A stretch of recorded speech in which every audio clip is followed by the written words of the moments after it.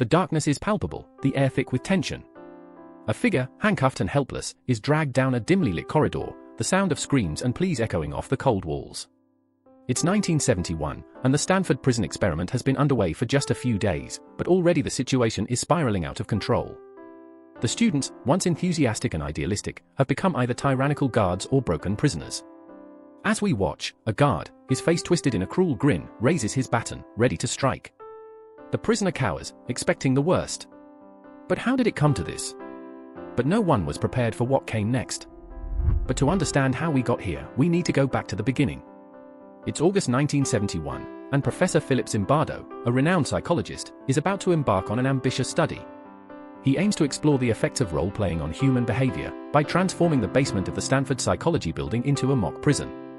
24 male college students, all healthy and normal, are recruited to play the roles of either prisoners or guards.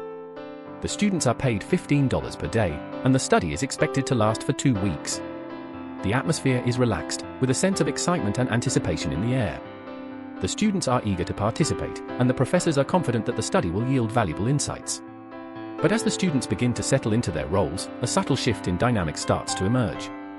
And then the record simply stopped.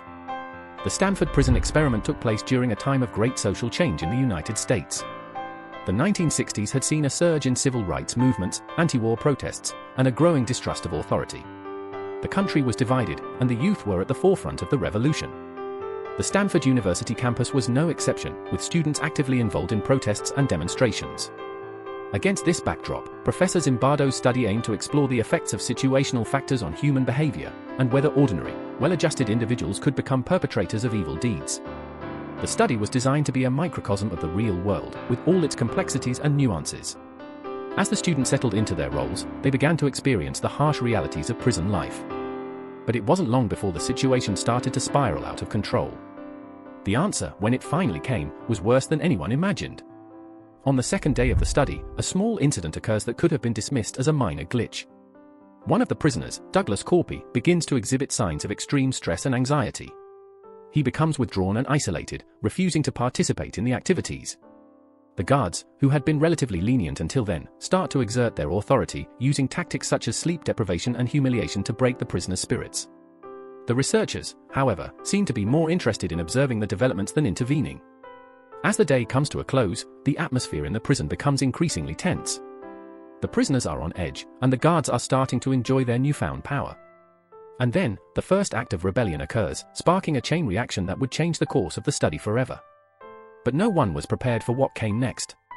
As the days pass, the situation in the prison continues to deteriorate. The guards, now fully immersed in their roles, start to exert their authority with increasing brutality.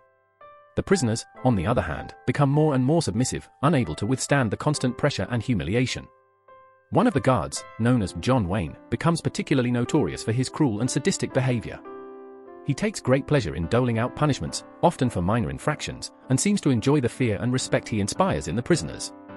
The researchers, however, seem to be more interested in observing the developments than intervening, and the study begins to take on a life of its own. As the prisoner's mental and physical health begins to decline, a sense of desperation starts to creep in. And then, a shocking incident occurs, one that would expose the true depths of the guards' depravity. The answer, when it finally came, was worse than anyone imagined. As the study enters its final days, the situation spirals out of control. The guards, now completely immersed in their roles, start to lose all sense of reality. They become increasingly brutal, using physical and psychological torture to break the prisoners' spirits. The prisoners, on the other hand, become more and more desperate, with some even attempting to escape. One of the prisoners, known as 370, becomes particularly traumatized, and his mental health begins to decline rapidly. The researchers, however, seem to be more interested in observing the developments than intervening, and the study begins to take on a life of its own. As the prisoner's situation becomes more and more dire, a sense of urgency starts to creep in. But it's too late, the damage is done, and the consequences will be dire. Something doesn't add up. Everything pointed to the study being a groundbreaking exploration of human nature. But then, a visiting psychologist, Christina Maslach, raises concerns about the ethics of the study. She is horrified by the conditions in the prison and the treatment of the prisoners. Her intervention marks a turning point, and the study is finally shut down after just 6 days. The researchers are forced to confront the reality of what they have created, and the true extent of the harm they have caused. As the prisoners are released and the guards are debriefed, a sense of unease starts to creep in. What have they unleashed? But the consequences of the study are only just beginning to emerge. As the study is shut down, the researchers begin to dig deeper into the data they have collected. They start to analyze the behavior of the guards and prisoners, and the factors that contributed to the deteriorating situation. They discover that the guards, who were initially ordinary and well-adjusted individuals, had become increasingly sadistic and cruel as the study progressed. The prisoners, on the other hand, had become more and more submissive, unable to withstand the constant pressure and humiliation.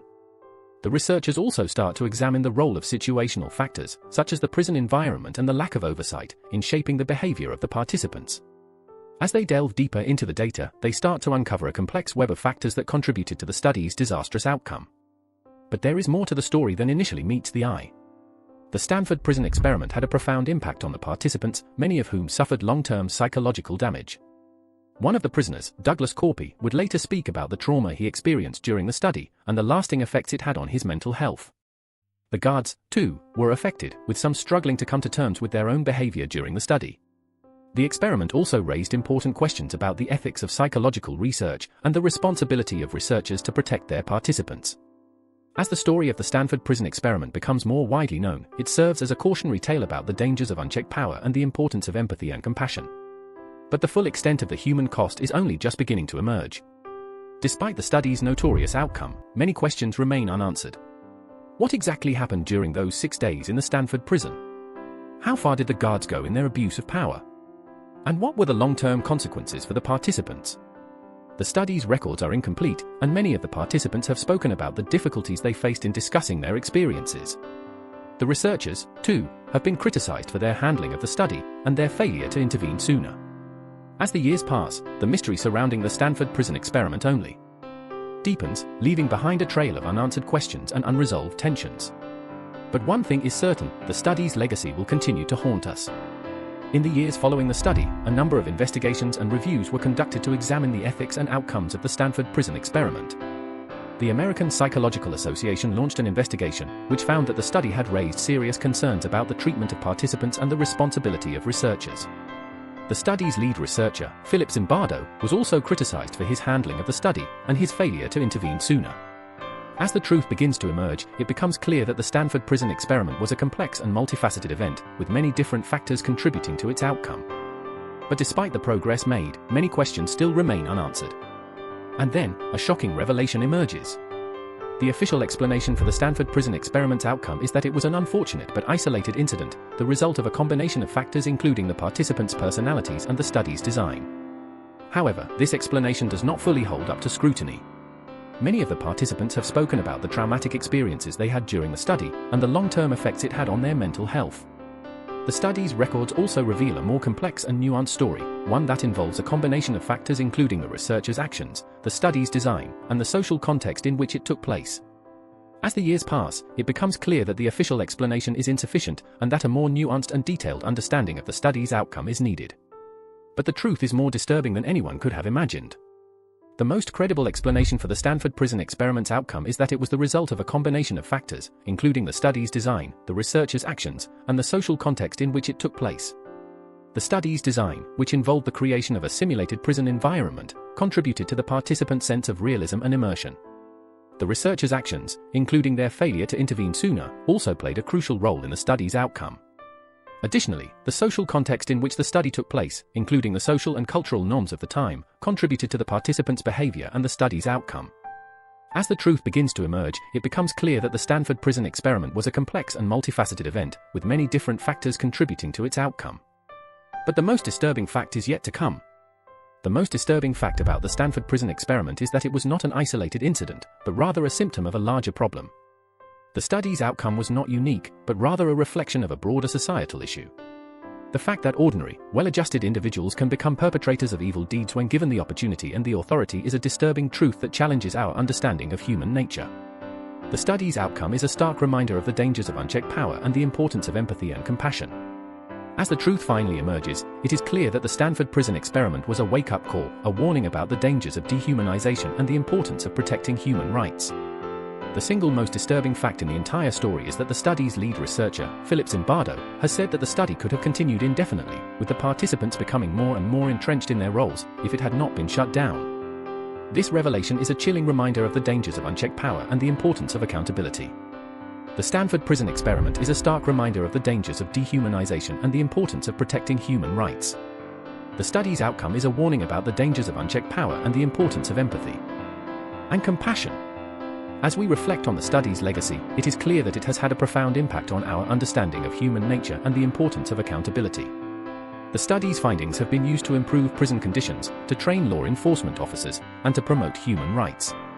The Stanford Prison Experiment is a powerful reminder of the importance of treating others with dignity and respect, and of the dangers of allowing power to corrupt. If this kept you up at night, subscribe. We post dark history every week.